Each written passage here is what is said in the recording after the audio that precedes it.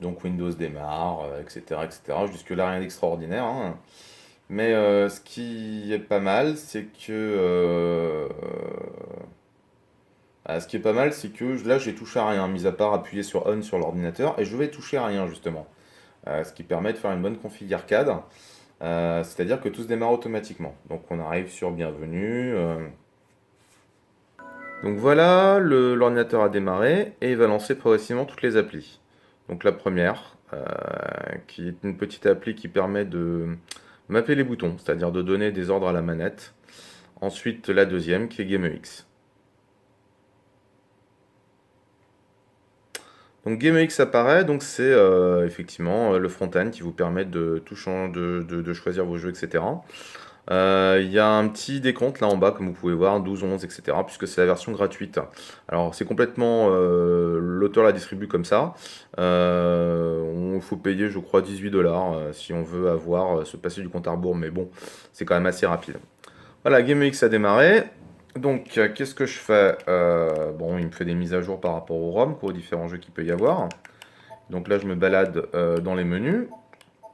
Donc voilà, je peux choisir un jeu, je peux... Et ainsi de suite. Voilà, bon. Et c'est le principe. Maintenant, voilà, si j'ai envie de configurer émulateur par émulateur, comme par exemple la manette, pour par exemple brancher une deuxième manette, etc. Donc, comme je vous ai dit jusqu'à maintenant, l'ordinateur, tout se fait automatiquement, mais on peut très bien revenir à un mode. On veut rentrer dans Windows par exemple, et donc là on peut asservir le clavier souris pour configurer des trucs. Donc, je fais Exit Shutdown, je fais, si je fais Restart System, ça rallume l'ordinateur. Si je fais Turn Off System, ça éteint l'ordinateur. Et si je fais Exit GameX, je vais juste sortir du front-end. Donc voilà, petite page pour dire que c'est fini. Enfin, du moins pour cette fois.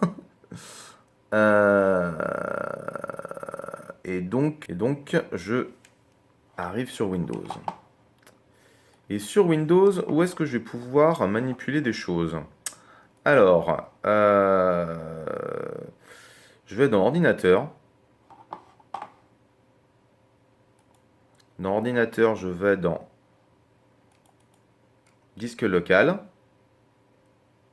Et il y a le deuxième ici qui s'appelle Emulators. Je clique sur Emulators et là, vous avez tous les émulateurs.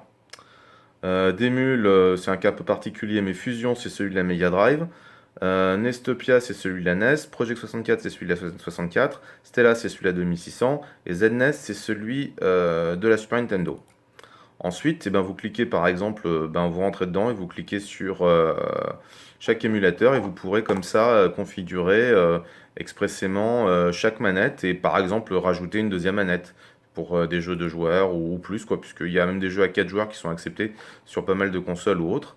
C'est le même principe pour MAME.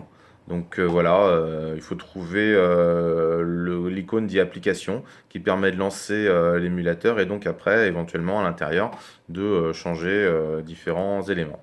Voilà, de le régler, quoi, de le paramétrer.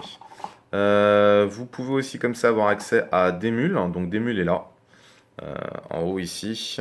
Hop, je mets la caméra pour que ça convienne bien. Hop.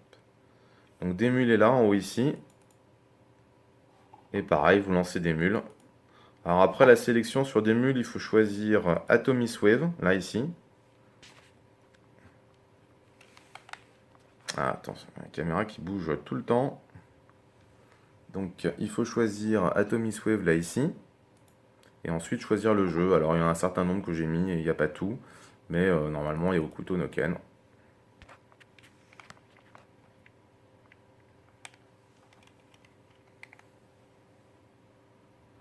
Voilà, donc le jeu va se lancer.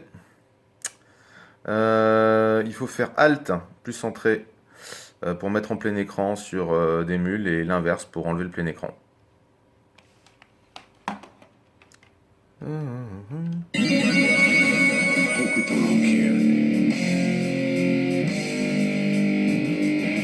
Voilà, Ken le survivant. Hop, je quitte, et voilà, je pense que bon, voilà, c'est l'essentiel à dire. Là, je vais arrêter manuellement, mais comme je vous ai pu voir, on peut tout faire sans manette.